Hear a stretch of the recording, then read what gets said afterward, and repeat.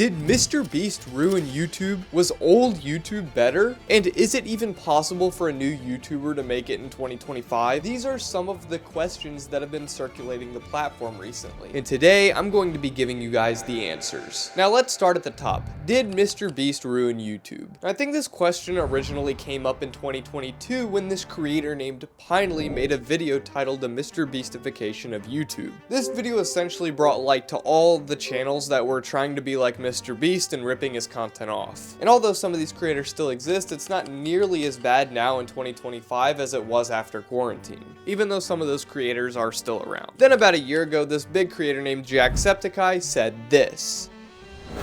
Do you think MrBeast ruined YouTube? Yes.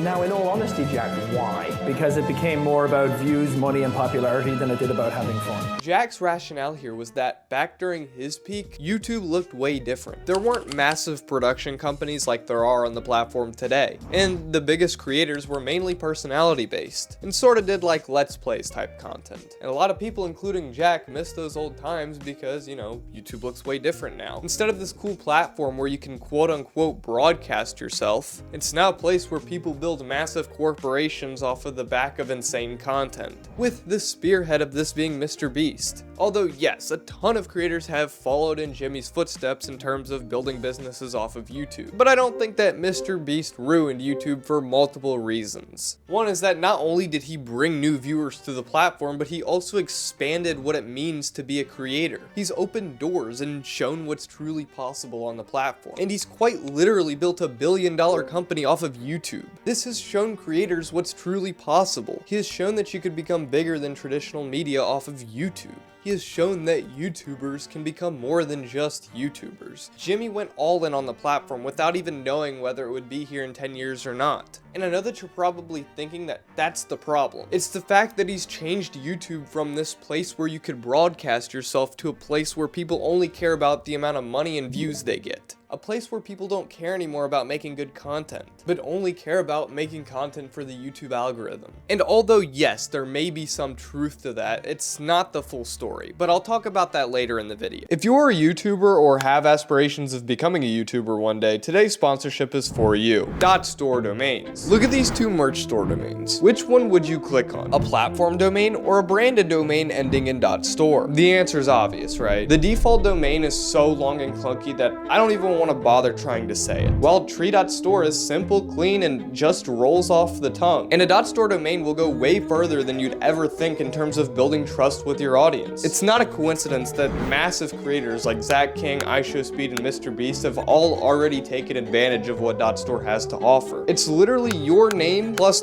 .store. What more do you need to let your audience know that this is your store? Even if you're a creator that's not in the position to launch a product or an online store yet, it's always good to grab your domain name early. So click the link in my description and secure yours now. Okay, back to the video. Reason number 2 of why I don't think that MrBeast ruined YouTube is because YouTube is a massive platform where over 20 million videos are uploaded every single day. And right now, there are over 100 million active YouTube channels. So to say that MrBeast ruined YouTube because he came and started making a certain type of content doesn't really make sense. Normally, whenever I hear someone say that MrBeast ruined YouTube, it's because their view of the platform is extremely narrow. So take it from someone that spends a stupid amount of time on YouTube. There is a channel for everyone. If you want more chill, unbeastified content, you can watch someone like Outdoor Boys, Sam Sulik, or Ryan Trahan. If you want to watch a more cinematic Netflix style, you can watch someone like Styx, James Jenny, Gox Art. Heck, if you want to watch someone talk about law, you can listen to Legal Eagle or Law by Mike. That's what's so great about the platform. There's a type of content for everyone. The platform is way too big for MrBeast to ruin. Okay, so now that we have that out of the way, is it even possible for a new YouTuber to make it in 2025? The reason people ask that is because top creators are putting so much time, money, and effort into their videos that it seems like new creators don't really even have a chance. But this also just isn't the case. It is 1000% possible for a new creator to make it on YouTube in 2025, even if they don't have a massive budget. You simply just need to make content that a certain audience wants to watch. But so that you can understand what I'm talking about, let me give you a quick rundown about how the YouTube algorithm works. Every time you upload a video, you will get impressions. No matter how bad your video is, you will always get impressions. impressions, whether it's 100 impressions or 1,000,000 impressions. As long as YouTube doesn't think you're a bot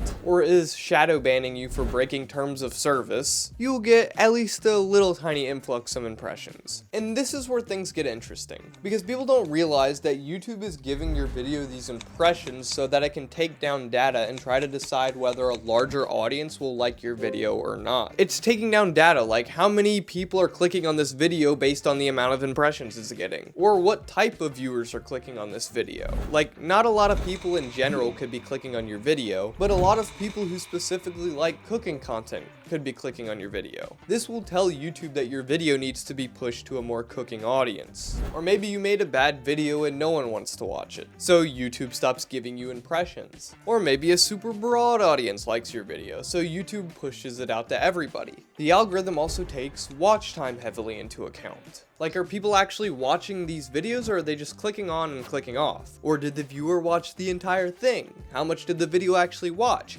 Did they watch a little bit, pause it, turn it off, and come back later and watch the rest? YouTube takes everything like that into account. And at a very base level, this is how the YouTube algorithm works. It tries to predict what the viewer wants to watch based on what they clicked on and watched in the past. This is why I cringe whenever I hear people say that MrBeast is only good at making content for the algorithm. So you mean he's good at making people click on and watch his videos? That literally just means that people are finding his content entertaining, so they're watching it. But what do I know? Anyways, I was explaining this because it doesn't matter whether you have the budget of MrBeast or not. You can still very much make it on YouTube if you make content that a certain audience likes. For example, take a look at my good friend Oz. Because he started a brand new channel about books, and one of his first ever videos ended up getting over 100,000 views. And his last 3 videos have all gotten tens of thousands of views. His videos take nearly $0 to make. His editing style is super minimalistic, and his content is 100% original. And you may just call this luck, but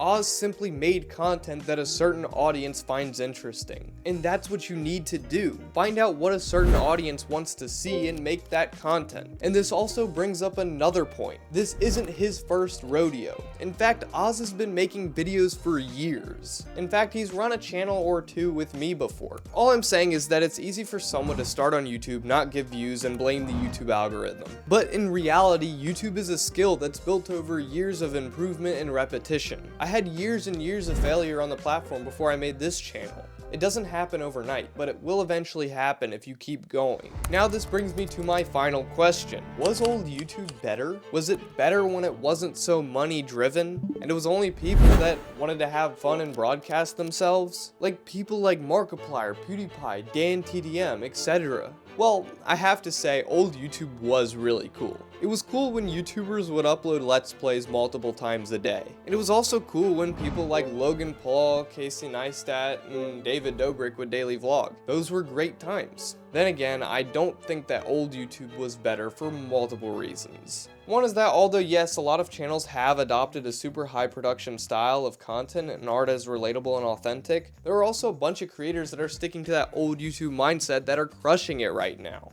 First off, this creator named JSchlatt is crushing it with multiple channels that are doing Let's Play and commentary and reaction type content. 2 other creators are Markiplier and Jacksepticeye. These are 2 OG creators that are still uploading and pulling in upwards of 6 figures a month in AdSense alone. Queso is streaming Let's Play type content and his videos are crushing it on YouTube. And if you want that old vlogging style, look at Ryan Trahan and Sam Sulik. These are 2 creators that are doing extremely well daily vlogging in their own styles. I can keep going, but my point is that there's still a place on YouTube for that personality-based content. And there will always be a place for it because it's something that people want to watch. 2 is that people look back then and say creators didn't care too much about money, but now that's all they care about. Again, that's simply not true. Just like people do with the MrBeast style today, that was the Let's Play style back then. Why do you think that creators used to upload 3 to 4 Let's Plays a day? It was because it was low-lift content that performed really well.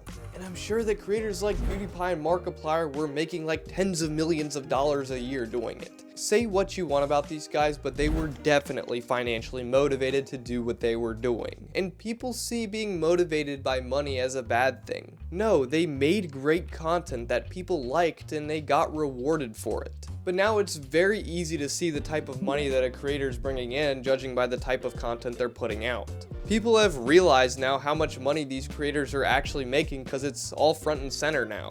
And this gives the illusion that creators are more money motivated now when that's always been the case. With all that being said, I don't blame people for loving old YouTube over new YouTube. I see how people look back at YouTube when it wasn't as popular, in the good old days, and think those were much better times on the platform. It was cool when YouTube wasn't really discovered yet. It was a lot of people's kind of escape from reality. And now that everyone likes YouTube, it's not the same platform that we fell in love with all those years ago. It has grown into something massive. Anyways, let me know what you guys think in the comments below. I really hope that I gave you a clearer perspective on the platform. Also hit that subscribe button because I really want 100,000 subscribers. And click the link in the description to secure your .store domain before it's too late. Anyways, bye!